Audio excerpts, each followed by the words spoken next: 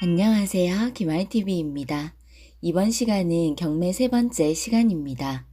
부동산 경매는 누구나 쉽게 접할 수 있으면서 법원에서 진행하기 때문에 합법적인 절차를 통해 안전하게 취득할 수 있다는 장점을 가지고 있습니다.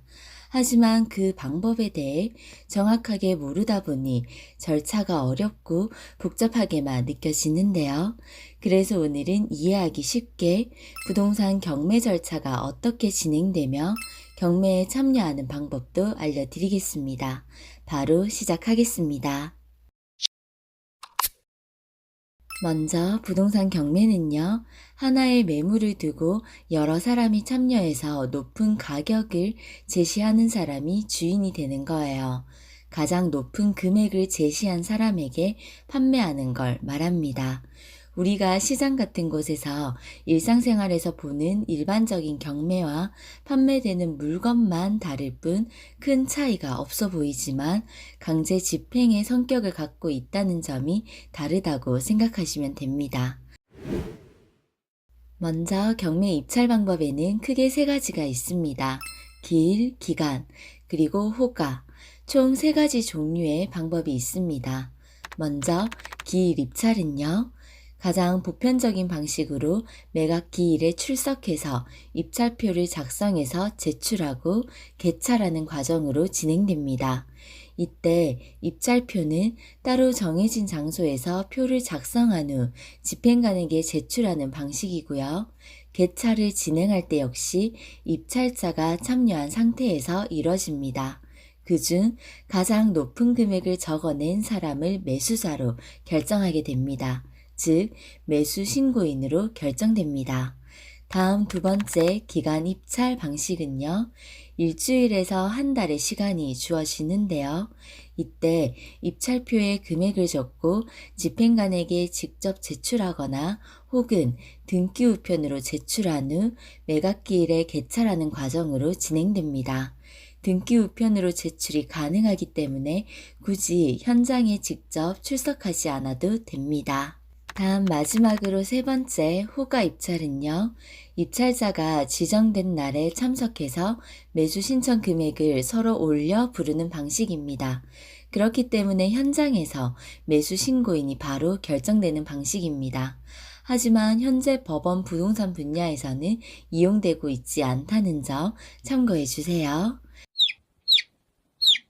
그럼 이제 부동산 경매 절차에 대해서 알아보겠습니다. 부동산 경매에 관심이 있으신 분들은 부동산 경매 절차를 미리 잘 알아두는 것이 중요합니다. 많은 분들이 부동산 경매에 관심을 두는 이유가 시세보다 상당히 저렴한 가격으로 구매할 수 있기 때문인데요. 그래서 내 집 마련에 부담을 갖고 계신 분들은 경매 시장에서 좋은 기회를 잘 잡아보시기 바랍니다. 자, 부동산 경매는 어디서 진행한다고요? 네, 법원에서 진행합니다. 정해진 절차에 따라 법원에서 진행하고요. 경매 입찰에 참여하고자 하는 사람이라면 어떤 순서로 진행되는지 기본적인 절차를 잘 숙지해 두고 계시기 바랍니다. 먼저 1단계 채권자 등에 의한 경매 신청입니다. 먼저 부동산 경매가 시작되려면요, 채권자가 경매를 신청하면 시작됩니다. 채권자가 누구죠? 돈을 못 받은 사람입니다. 빌려준 돈을 받지 못한 채권자, 은행이나 개인일 수 있겠죠. 채권자가 경매 신청서를 작성한 후 필요한 서류를 첨부해서 법원에 제출합니다. 이때 경매 신청자는 경매 진행에 필요한 비용을 미리 납부해야 하고요. 경매 비용은 차후 배당이 실시되면 되돌려 받을 수 있으니 걱정 마세요. 다음 2단계 법원의 경매 개시 결정입니다. 그럼 법원은 이때 들어온 신청을 검토해 봐야겠죠. 검토해 본 뒤 적법하다고 인정되면 경매 개시 결정을 내리게 됩니다. 경매 개시 결정이 내려지면 법원은 해당 부동산을 관할하는 등기소에 경매 개시 결정 등기를 하도록 등기 촉탁을 합니다. 즉, 법원이 등기소에 부탁을 한다는 말이에요. 부동산의 신분증인 등기부 등본에 이 집은 지금 경매가 진행되는 집이에요 라고 표시를 부탁하는 겁니다. 그럼 등기소에서는 해당 부동산의 등기사항 증명서에 경매가 진행되고 있음을 알리는 경매 개시 결정 등기를 하게 됩니다. 자, 다음 3단계 법원의 매각 준비입니다. 그럼 이제 법원에서는 경매 개시 결정이 정해지면 배당 요구 마감일을 정하게 됩니다. 이 기간에는 부동산 현황 조사, 토지 현황이나 위치, 감정가는 물론이고요. 점유관계, 임대차 내용, 보증금과 차입 내역 등 전반적인 항목을 조사해서 현황 조사서를 작성합니다. 이 내용을 바탕으로 매각 물건 명세서를 작성하게 되고요. 매각기일 일주일 전까지 법원에 비치해서 누구든지 열람할 수 있도록 해둡니다. 그리고 이와 별도로 법원은 감정평가 기관에 의뢰해서 해당 부동산의 가치를 평가합니다. 그렇게 감정평가서를 작성하고요. 이때 감정인의 평가액을 참고해서 최초 경매가, 즉 경매 시작 가격이 결정됩니다. 이때 경매 시작 가격, 최저 매각가는 감정평가 금액과 동일하게 책정되는 것이 대부분입니다. 다음 4단계 채권자 등 이해관계인들에게 통지입니다. 임차인을 포함한 이해관계인과 권리자, 근저당권자, 가압류권자 등에게 경매가 진행될 것을 알리는 안내문을 우편으로 발송합니다. 해당 부동산이 경매에 나왔다는 것은 그만큼 사연이 많은 물건이겠죠. 해당 이해관계인들에게 경매가 진행될 것이라는 것을 알려주는 단계입니다. 다음 5단계 배당 요구 종기 결정 및 신청입니다. 법원이 경매에 관련된 모든 채권자와 채권 금액을 알 수 없습니다. 물론 배당 신청을 따로 하지 않아도 자연 배당이 되는 권리자도 있겠지만 반대로 배당 신청을 직접 해야지만 배당 받을 사람인지 알 수 있는 권리자도 있습니다. 그래서 당연 배당자가 아닌 권리자들은 배당 요구 종기일 전까지 법원에 배당 신청을 꼭 반드시 하셔야 합니다. 다음 6단계 매각기일 지정 및 매각 실시입니다. 매각기일은 입찰일자, 즉 낙찰일을 의미합니다. 즉 해당 부동산의 경매가 진행되는 날입니다. 일반적으로 최초 매각기일은 공고일자로부터 2주에서 20일 이내로 그 안으로 법원이 정합니다. 경매 입찰에 참여하고 싶은 사람은 매각기일에 관할 법원에 참석하셔서 입찰서와 보증금을 제출해야 하고요. 입찰이 완료되면 입찰에 참여한 사람 중 최고가로 입찰한 사람이 최고가 매수 신고인이 됩니다. 낙찰받지 못했다면 그 자리에서 입찰 보증금은 반환됩니다. 다음 7단계 매각 허가 결정 및 확정입니다. 낙찰일에 최고가 매수인이 정해지면 법원에서는 경매가 진행되는 동안 경매 매각 절차에서 문제가 없었는지 종합적으로 살펴보고요. 특별한 하자가 없을 경우 매각 허가 결정을 내립니다. 최고가 매수 신고인이 낙찰을 받고 나서 해당 물건에 중대한 하자가 있거나 또는 절차 및 법원 서류상의 문제를 발견했다면 매각 불허가 신청을 할 수 있습니다. 매각 허가 결정은요, 보통 매각일로부터 7일 후에 내려지고요.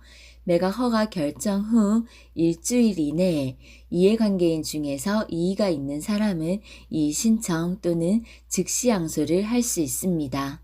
이 기간 안에 이의 신청이 없을 경우 매각 허가 결정은 확정됩니다.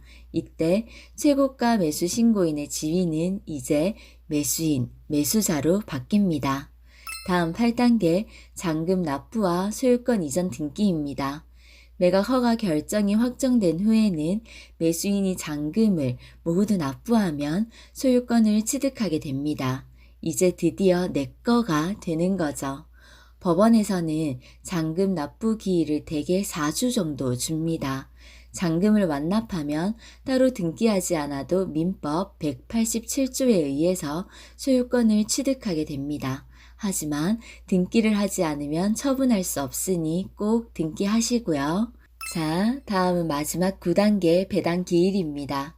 법원에서는 매수인 잔금 납부일로부터 1개월 후쯤으로 배당 기일을 정합니다. 배당을 신청한 채권자와 이해관계인 등에게 통지를 합니다. 이때 법원은 배당을 받을 사람들의 순서와 금액을 표로 작성하는데요. 이를 배당표라고 합니다. 법원은 작성된 배당표를 기준으로 배당 기일에 배당을 실시합니다. 배당에 이의가 있는 사람은 배당 이의 신청을 하면 되고요. 별다른 배당 이의 신청이 없을 경우 경매의 모든 절차는 마무리가 됩니다. 와, 숨가쁘게 따라오셨죠? 다들 잘 따라오셨나요? 한 번만 더 간략하게 정리해 볼게요. 경매의 시작은 누구로부터 시작이다? 채권자가 경매를 신청하면 시작됩니다. 채권자는 신청서를 작성한 후 필요한 서류들을 법원에 제출하게 되고요. 그럼 법원에서는 이를 검토한 후 하자가 없으면 경매 개시 결정을 합니다. 개시 결정이 정해지면 배당 요구 마감일을 정하고요. 이 기간에 현황 조사는 물론 감정평가를 작성해서 감정인의 평가액을 기준으로 최초 경매가가 결정됩니다. 그게 바로 최저 매각 가격입니다. 그리고 나면 입찰일이라 불리는 매각기일과 매각 결정기일이 정해지고요. 입찰이 진행되면 낙찰자가 정해집니다. 특별한 하자가 없으면 매각 허가 결정이 떨어지고요. 매각 결정일로부터 항고가 없으면 결정 확정이 이루어집니다. 그럼 비로소 물건의 소유자가 바뀌게 됩니다. 자, 정리되시나요? 이번 시간에는 경매 절차에 대해 대략적인 흐름을 정리해 봤습니다. 실제로 직접 해보신 분들은 쉽게 경매 절차가 눈에 그려지실 거예요. 하지만 지금 경매에 관심을 가지고 계신 분들, 이제 막 경매 공부를 시작하신 분들에게는 낯선 용어가 너무 많았을 것 같습니다. 제가 앞으로도 많은 시간에 걸쳐서 부동산과 경매가 쉽게 친해질 수 있도록 많이 도와드릴게요. 기말TV가 생각나실 때마다 응원 부탁드려요. 다음 시간엔 더 유익한 정보로 찾아뵙겠습니다. 감기 조심하시고요. 저희는 다음 시간에 또 만나요. 끝까지 들어주셔서 감사합니다.